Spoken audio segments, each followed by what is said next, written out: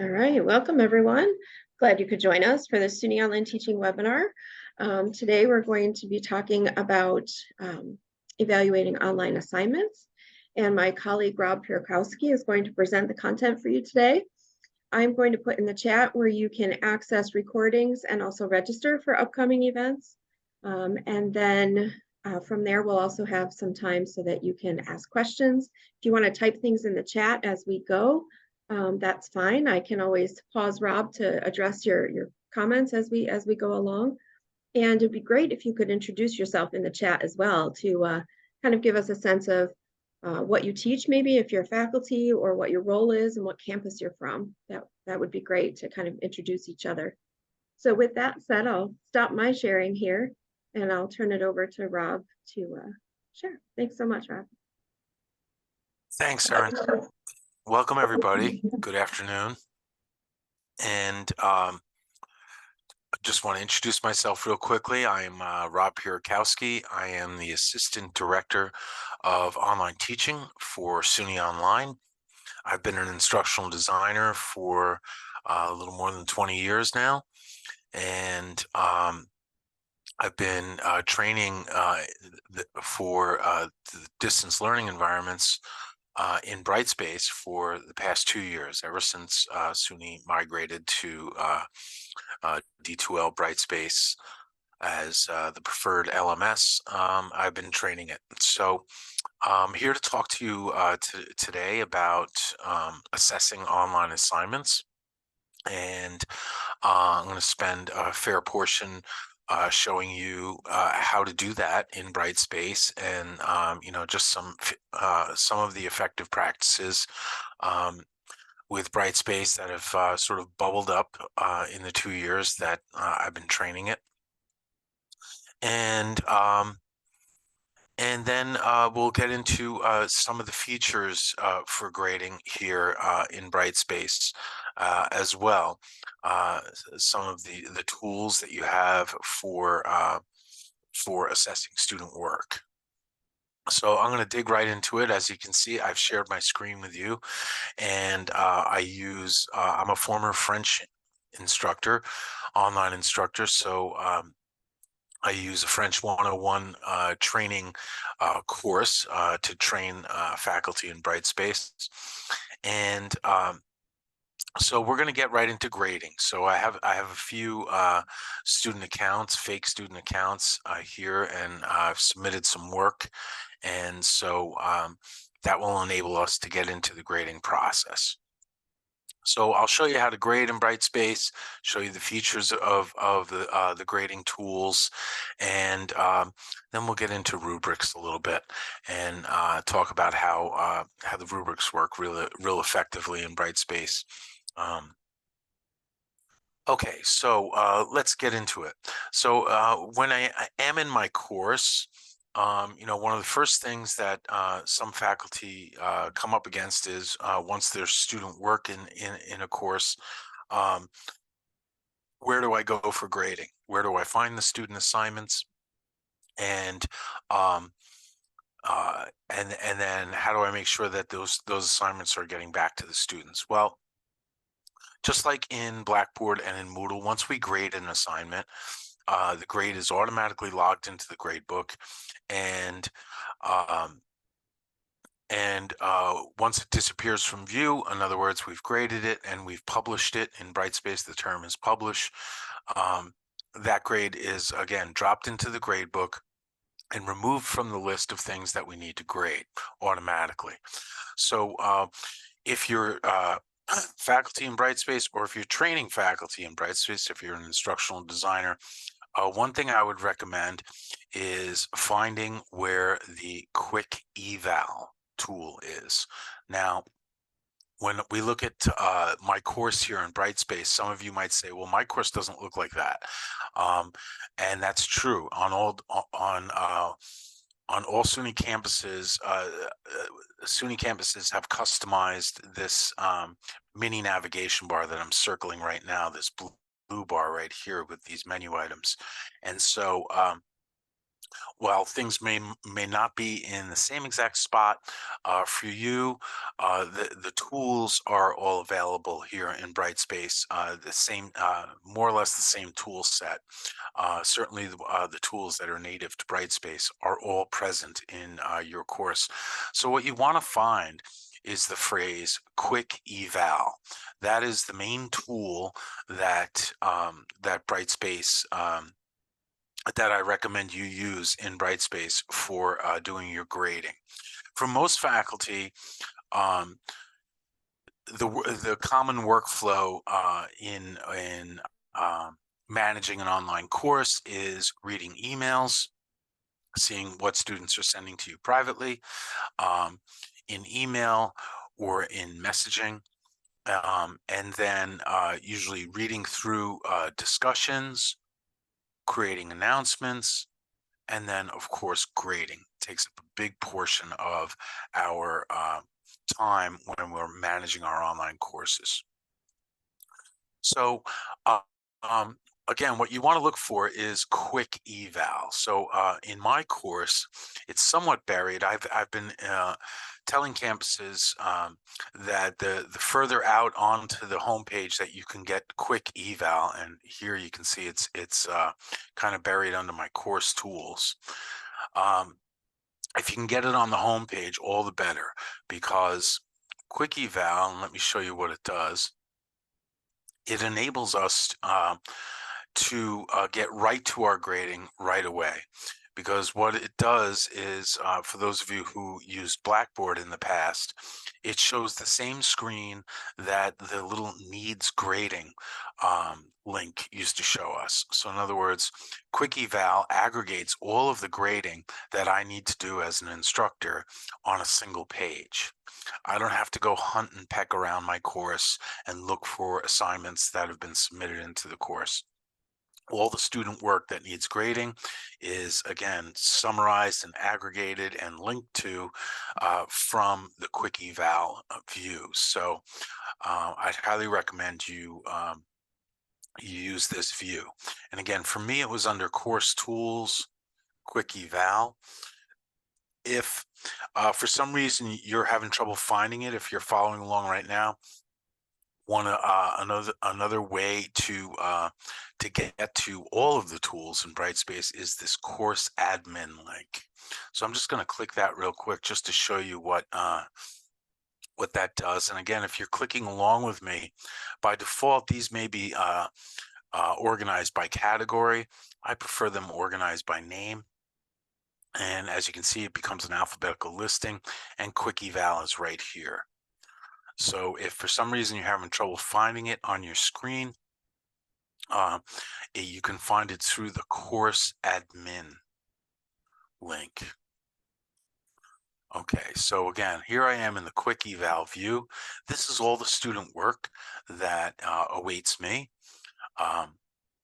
And just a few things about this. These heading titles, you can sort. You can sort underneath each one by activity. You can sort by submission date. And you can sort by first name and last name.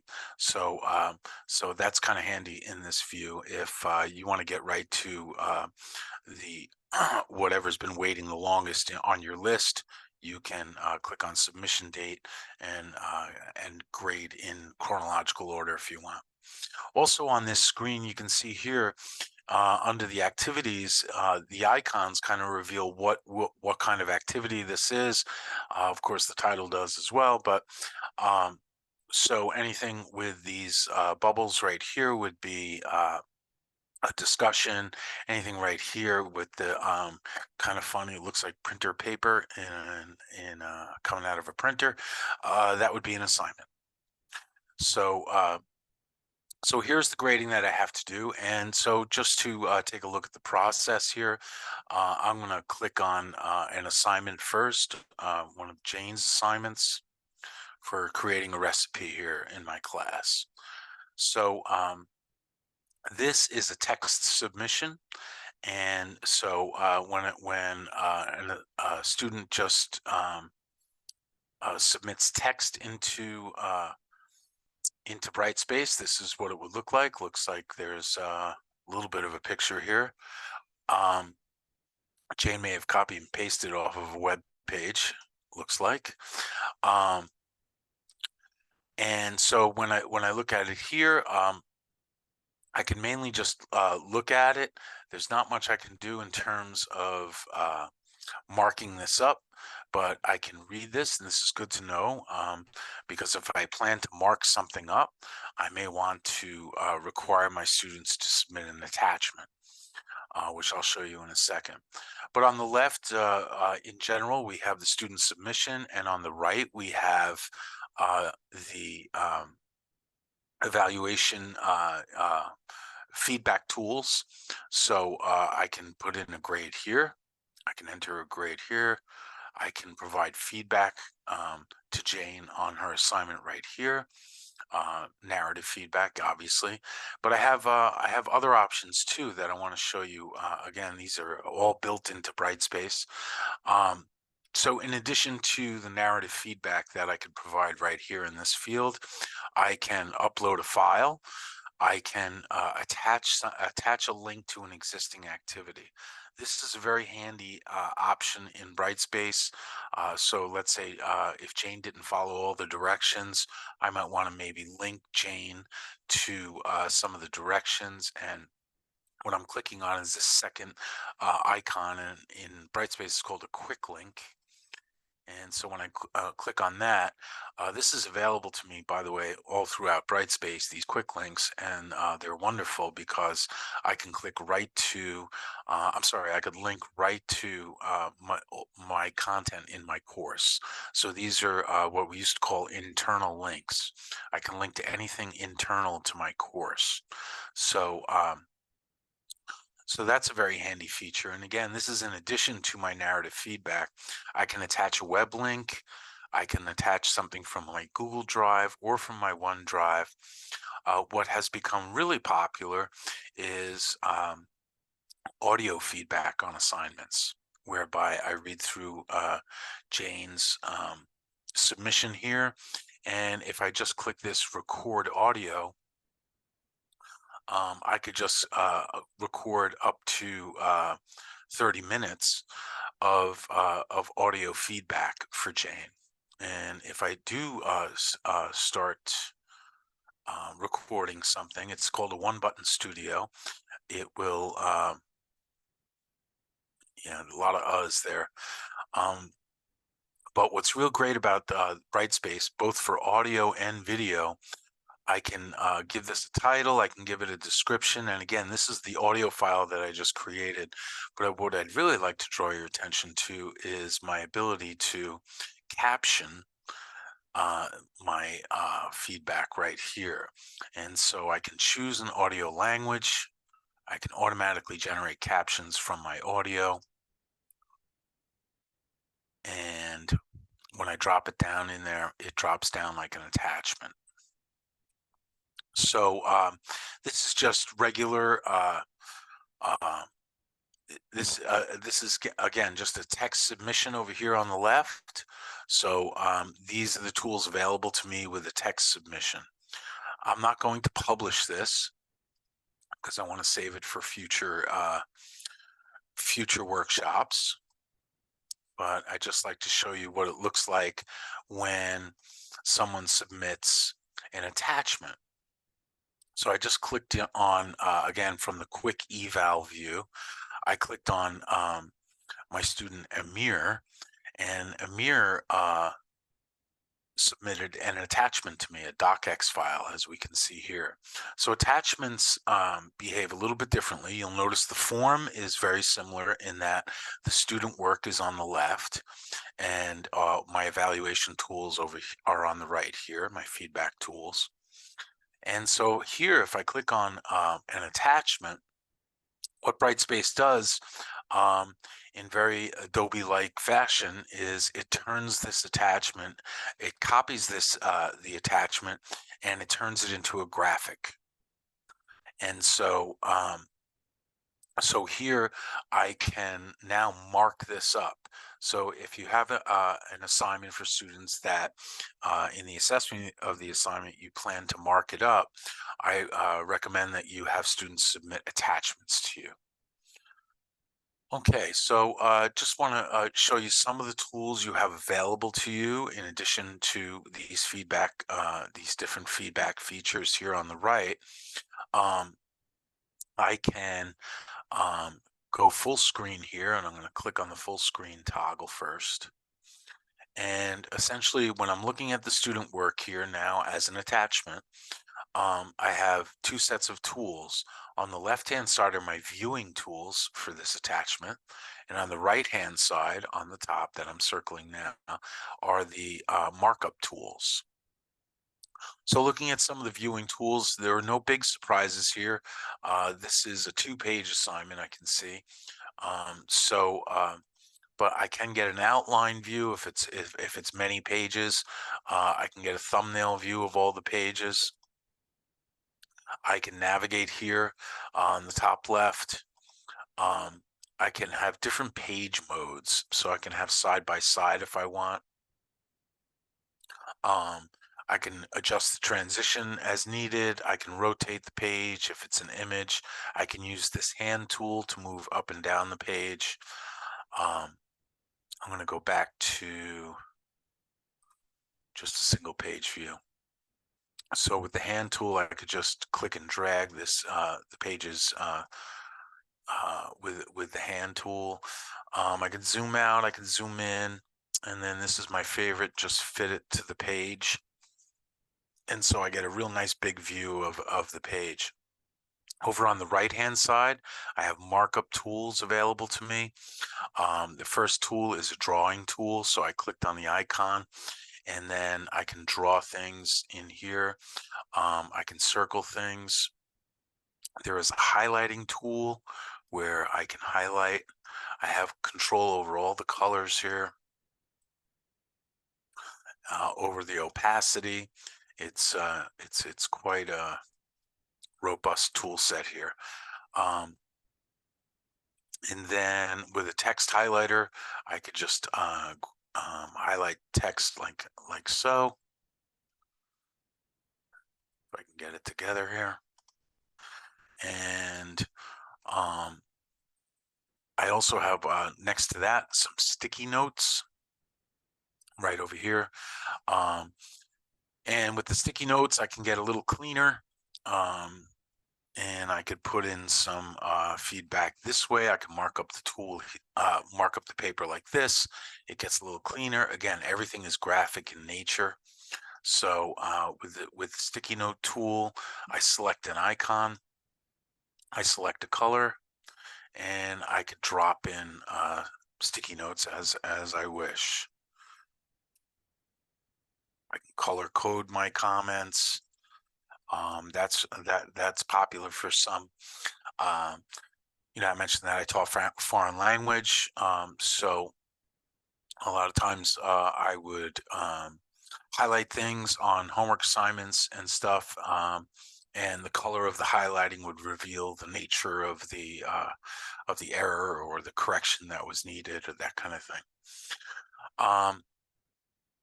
You can also insert a text box anywhere. So there's a text box up here. So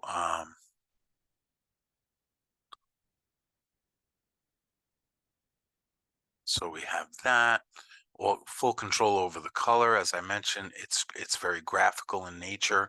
So I can click and drag things along. I have a line tool, which is also an arrow tool. So if I were to grab an arrow and maybe change the color. And I have a rectangle tool where I can put a rectangle around anything, and again, very graphical in nature. So, and then I have my favorite tool, which is the undo tool. So I can start undoing everything that I did here, and undo and redo. So just be aware that, these tools are available here. You're working on a copy of the student's work. This is not the original. So so it's not you're not marking up something that a student has created for you. You're marking up a copy. Um, okay. And then over on the right, you'll see that for this particular assignment, I attached a rubric. Now, rubrics work real well in assessment, um, and they really have, they serve in an online course, they really serve a dual purpose. Um, because and both very important. The first of which is they clarify the expectations for students. If we were just to look at this rubric, I don't know if this one's completely filled out, but it does sort of reveal how what I expect from students on this assignment. So this is an essay rubric that I probably just put a little bit of effort into creating. I'll show you a full-fledged rubric in a second. But essentially, with a rubric, I create the criteria uh, on which I'll be grading this assignment. I create that on the left-hand side. So for this essay on French film, the introduction is worth 20 points. The organization of the essay is worth 30. Specific use of specific examples worth 30. Use of standard written English worth 20. And normally all these cells would be filled out like this one is for the introduction. And again, I'll show you a filled out rubric in a second. So what I did was I hit this little preview button for the rubric, by the way, just to see if I need to remind myself, what am I grading this on again? Okay, so I've already created that rubric in advance of this assignment. But what's great about the rubric, again, it clarifies the expectations for students, but it also serves as a very efficient grading tool. Because when I unfold the rubric, and I click the little arrow here to unfold it,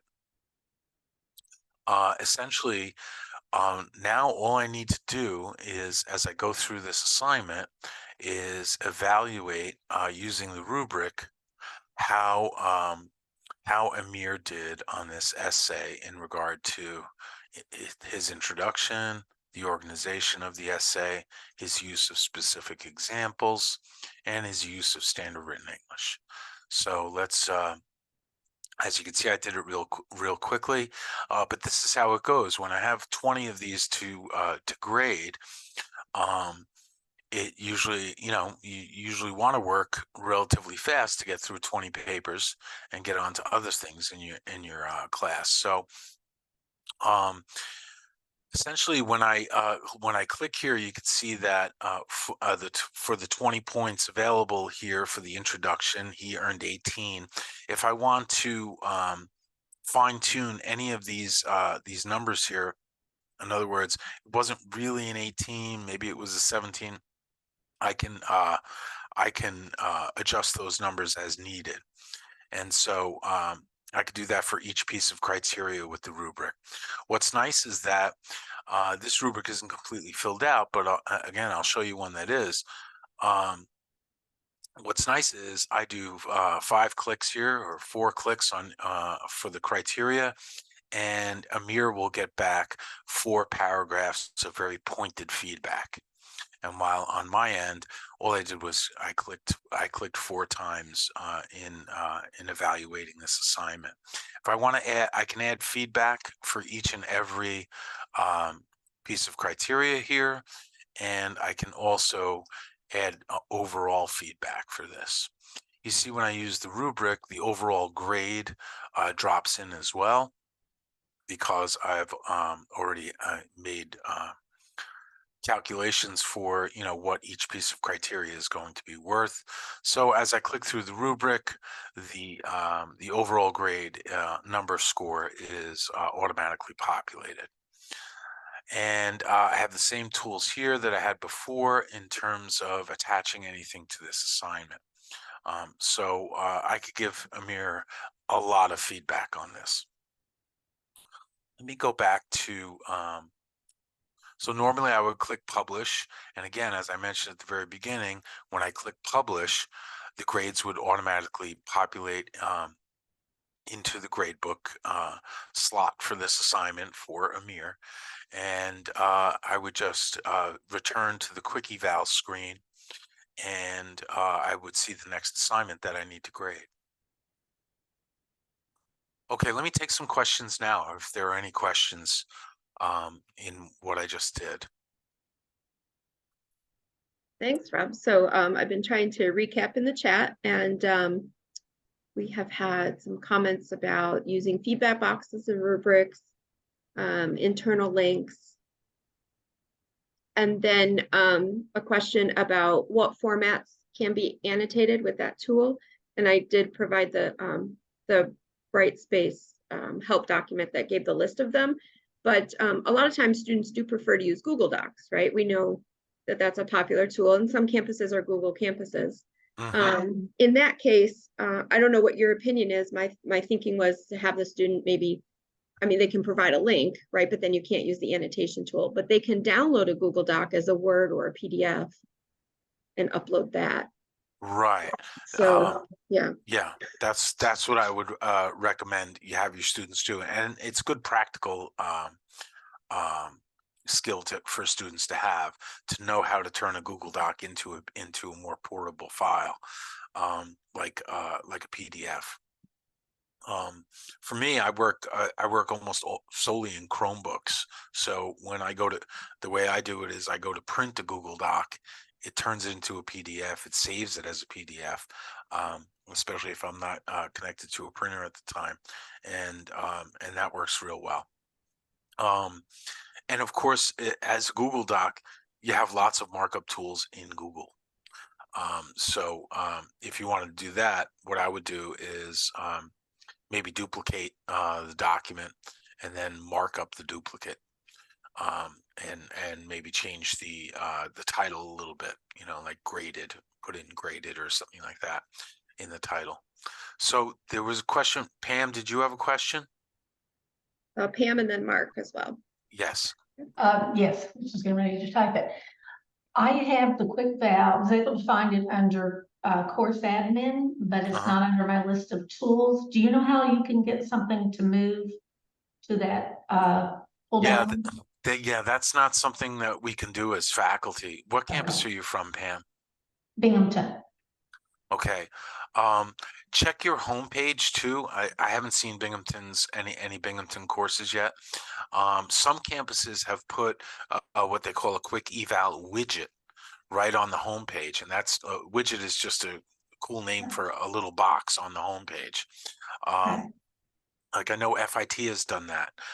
It's not in their menu items either. It's actually right on the homepage, and I think only the instructor sees it. All right, thank you. You're welcome.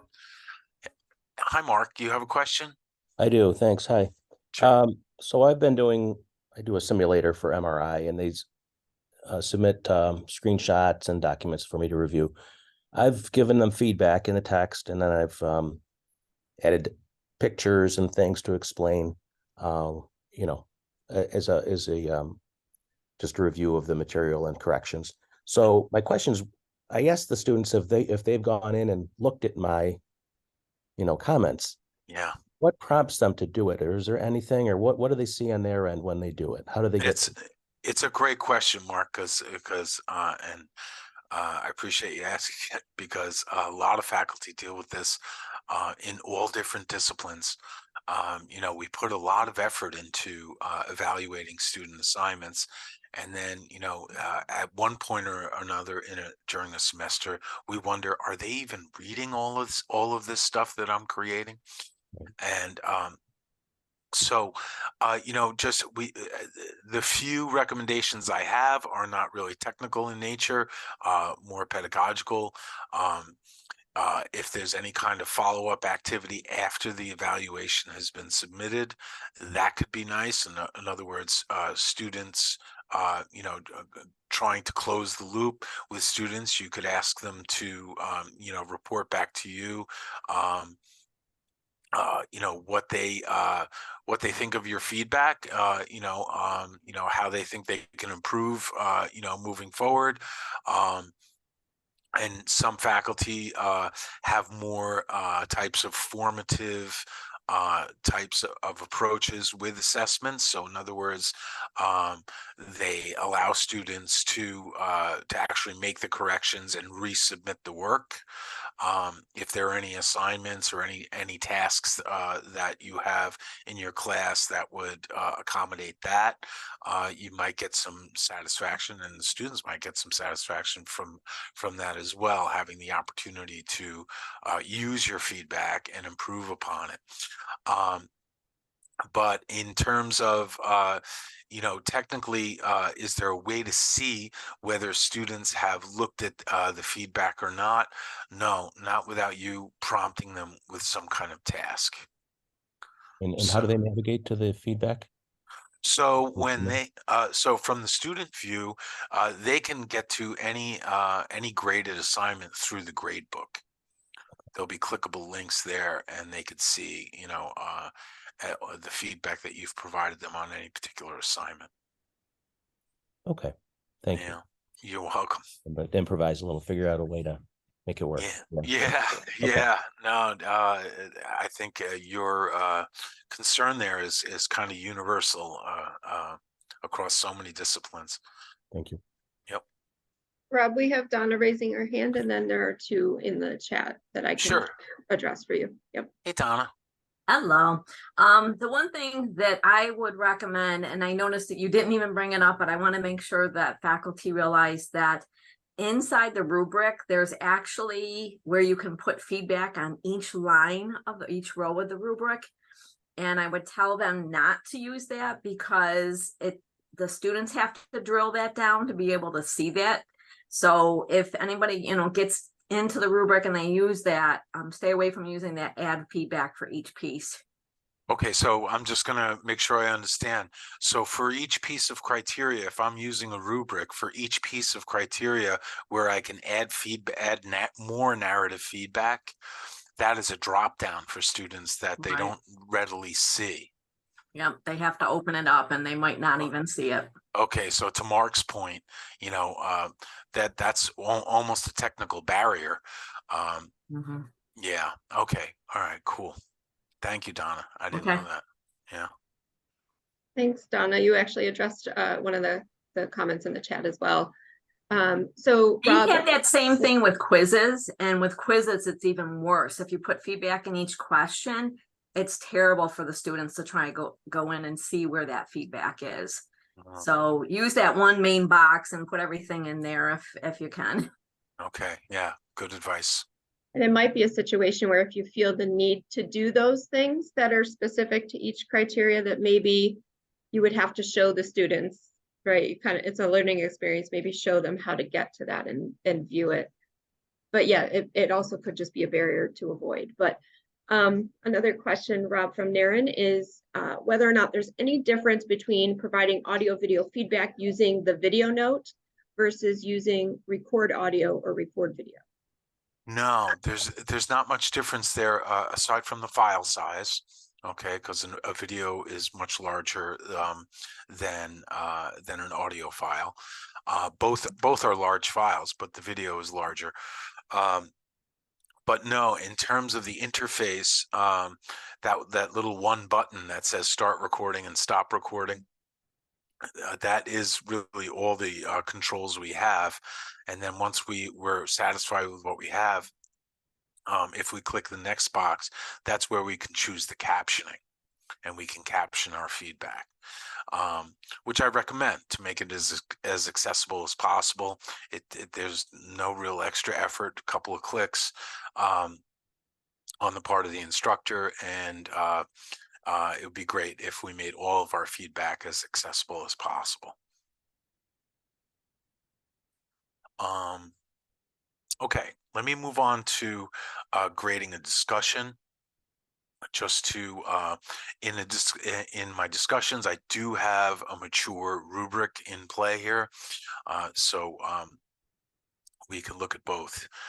First of all, when I'm looking at a discussion, for those of you who may not have used discussions yet in your courses, just so you know, when you go to grade a discussion, you do not have to hunt and peck through a discussion, a whole discussion activity to find out who said what to whom.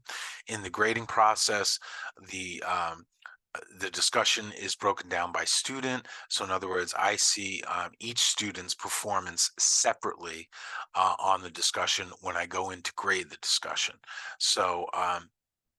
So if you envision like a long, lengthy process of looking for, in this case, Jane's submissions, that's not how it works. When I go to grade the discussion, all of the submissions are sorted for me by student.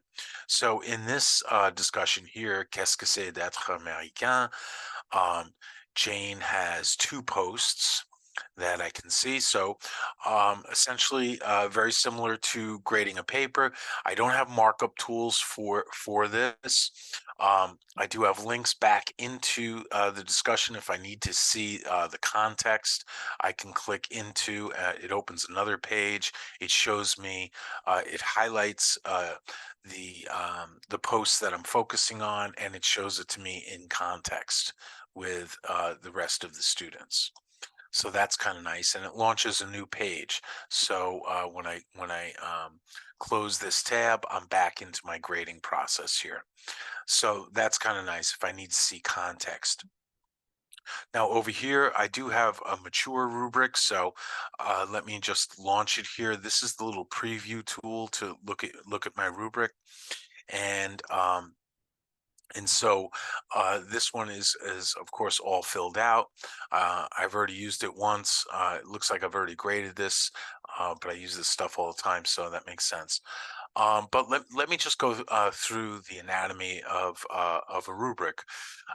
Again, the criteria over here on the left-hand side. This is a discussion, so the ideas, arguments, and analysis, connection to course materials, contribution to the learning community, the writing quality, and the required postings and timeliness. Notice they're only worth 10 points. A lot of times you kind of want to get away from the number of postings being, of super high value in a discussion. While, you can certainly want to have a required number of postings, you don't want to make it so that the student just, makes sure he gets in the 6 or 8 posts that he has to in order to get a grade. So, just to take a little bit of a closer look at this rubric, when we go to create one, and it takes a little bit of time. If you're a faculty member, take a little bit of time to create a rubric.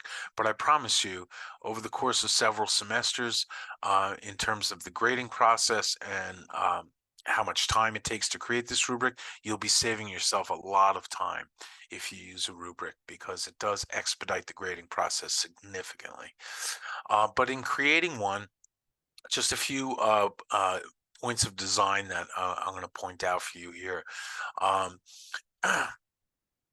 lot of times when we look up rubrics online, they either go from unsatisfactory to exemplary, or the other way around, which I like, because we read left to right. I like to put the exemplary column on the left, and when I'm creating a rubric or helping a faculty member create a rubric, I usually spend most of my time figuring out what the criteria is going to be, and then what this exemplary column is going to be. That usually takes up most of the time. And here's why: because the exemplary column, and by the way, these names are arbitrary. I call it exemplary. You can call it satisfactory. You can call it whatever you want. So I spend time crafting this, because these are my loftiest expectations for student performance in this assignment. So I want to get this right. So in other words, if you'll get a perfect score if you meet all of these expectations for this assignment, most likely. So I want to get it right. So as an example here, ideas expressed in the discussion posts include original thoughts, substantial depth, and are relevant to the topic. Viewpoint shows strong logical thinking, reasoning, and analysis with evidence and examples. Construction of new meaning and insights are evident. Then after I create all of my exemplary columns, what I then go on to do is to create all of these columns, and these are a little easier, because what I recommend is when you create a rubric like this, if you get the exemplary column right, the columns that follow that are lesser versions of the exemplary column, you can use much of the same language, but then just sort of reduce the achievement level here.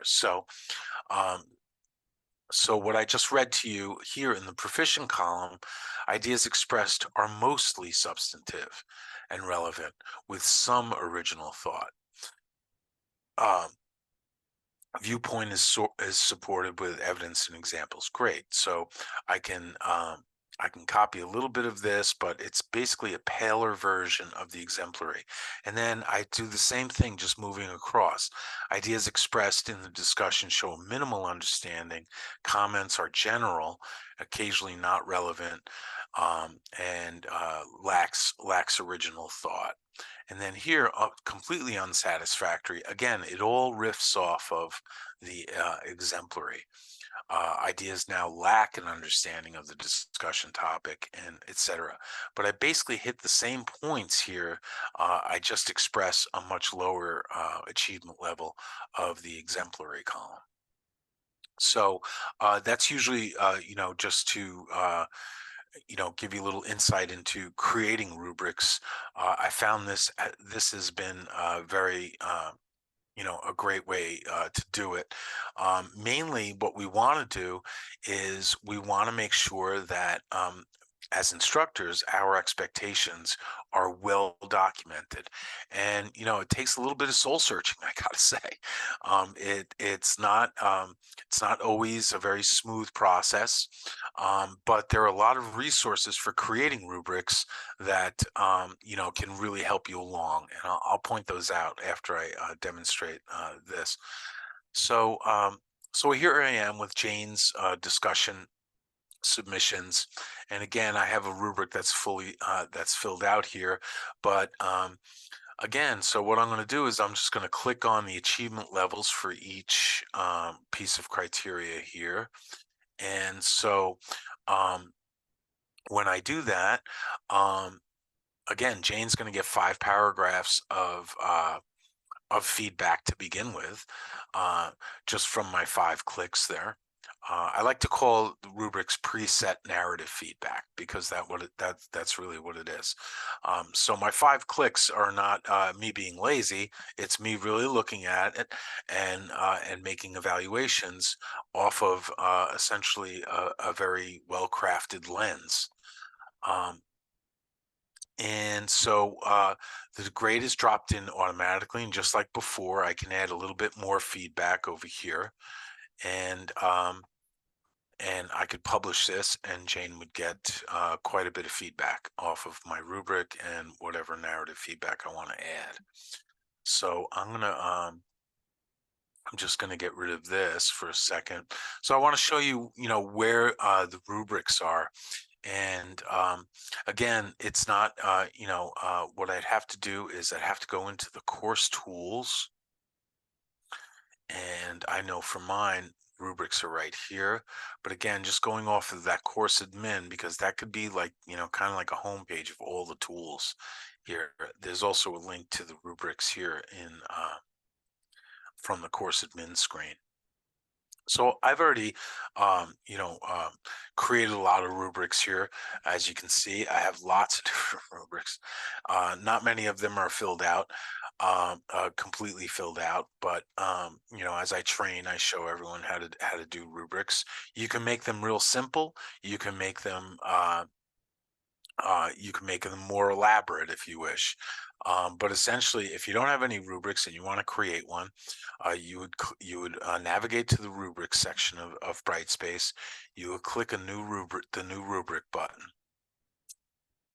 And by the way, rubrics travel very well from Blackboard. And so if you have migrated content and you used to use Blackboard, there might be some rubrics waiting for you that you don't expect. But let me just go through the form a little bit just to make sure you have a general understanding.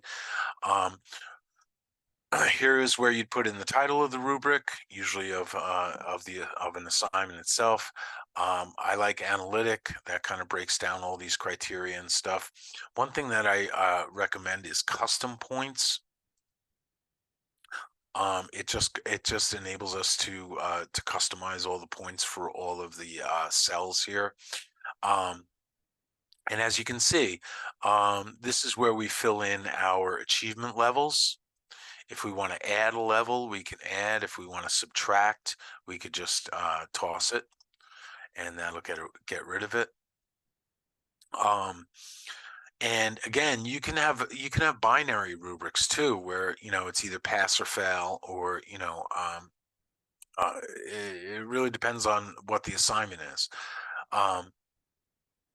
And then here's where I would put in my criteria. If I wanted to add criteria, I could use this plus button. Oh no, that adds the achievement level. If I want to add criteria, I have a button down here for add criterion. And I would essentially fill out this rubric. Okay, I'm not going to go through it because we're going to run out of time. I'm just going to close it. You do have to close it. And then again, I'll show you the rubric that I essentially have filled out here. This is a discussion rubric. I hope it's filled out. Yes, it is. And this is kind of what it looks like when it's all filled out. That's the rubric that we just looked at. And it's funny, when I close it, it's going to make another copy, a copy of the discussion rubric. And just so you know, when we have an assignment, if we're creating an assignment or we have an already existing assignment, I'll just go into one here.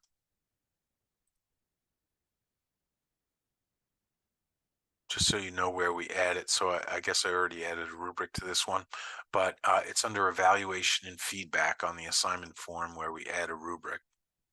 So I'll just get rid of that one for now. So we click add rubric. We choose add existing. I do recommend creating these in advance, unless you have a real solid idea of what you want your rubric to be. But you can obviously use and reuse the same exact rubric for multiple assignments. So I would just grab a rubric here, and I would add selected, and it would attach it to this assignment. So, okay, any questions about how we technically do that? So a couple questions about rubrics in general, Rob. Whether or not you let your students see the rubric before they start the assignment. And then the other piece of that is whether or not you have a rubric for every assignment, or do you start with a template and then adapt it for other assignments? Oh, yeah, good question. So by default, different than it was in Blackboard, for those of you who have already used them, by default, rubrics are visible on all assignments in Brightspace.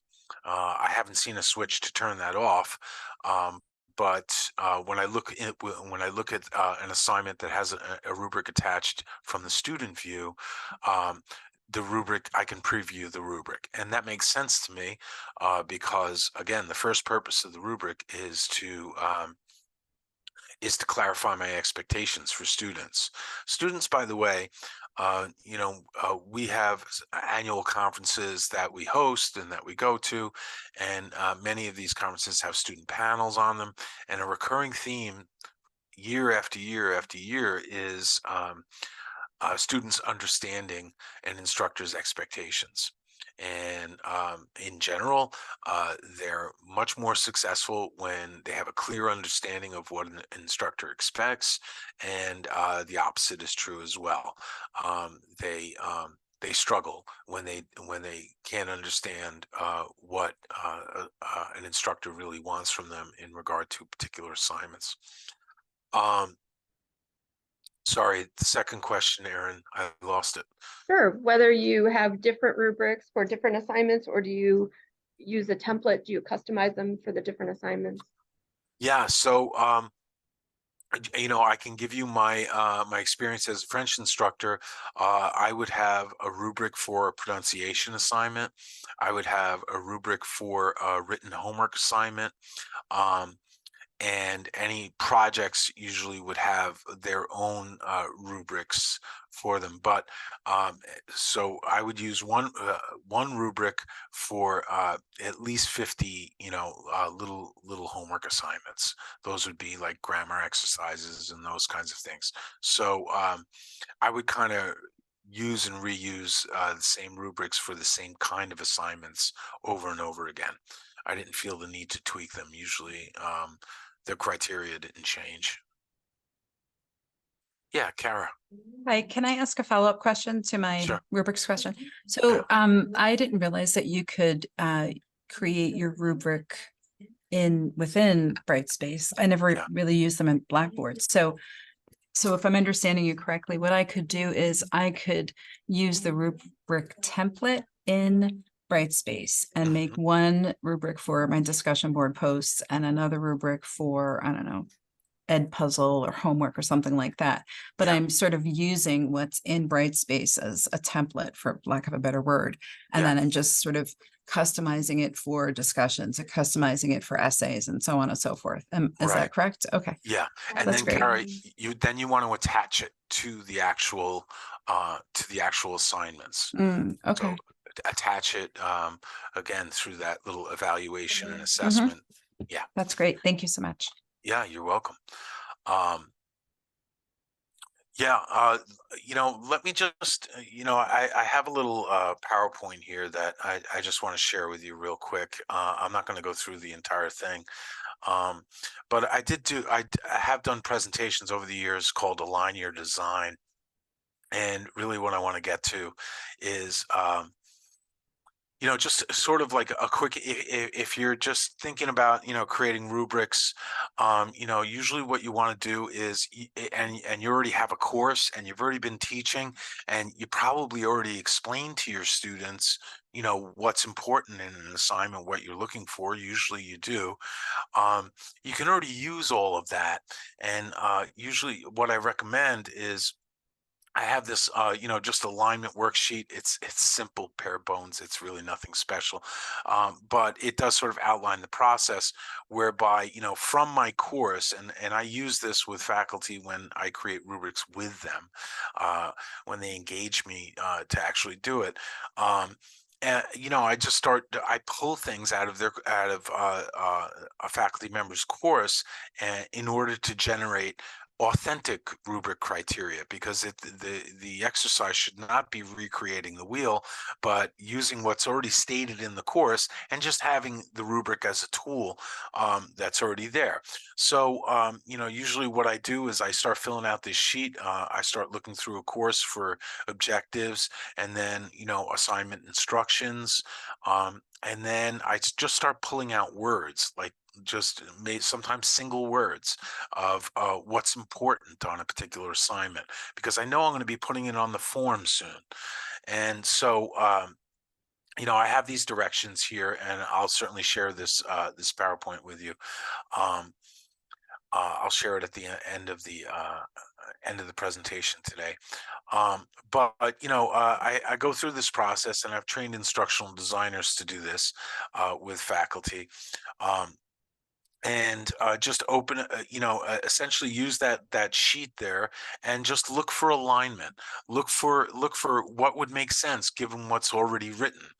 And sometimes you have to revise the instructions. Sometimes you have to revise the criteria. But it's some of some of this is really wordsmithing.